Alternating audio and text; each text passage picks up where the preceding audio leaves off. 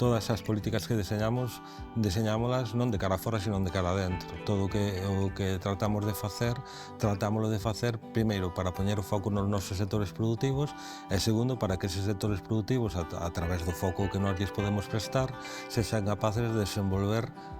produtos que económicamente funcionen. En promoción económica estamos traballando especificamente coa promoción do noso produto, traballamos moi intensamente no ámbito enogastronómico, temos un sector de produción de alimentos xoven que está facendo as cousas moi ben, que está sendo premiado continuamente nas feiras internacionais e que todo iso, en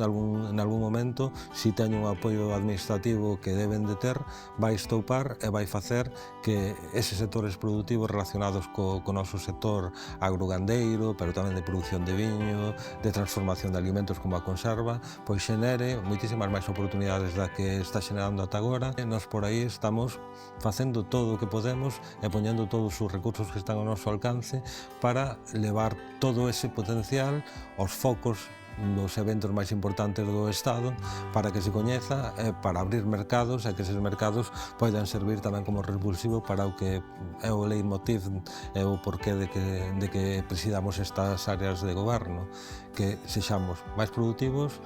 que teñamos máis capacidades de competir e que sexamos capaces de xerar benestar, oportunidades e emprego para a xente que vive aquí. Si temos que valorar as demandas de calquera sector, turístico, empresarial,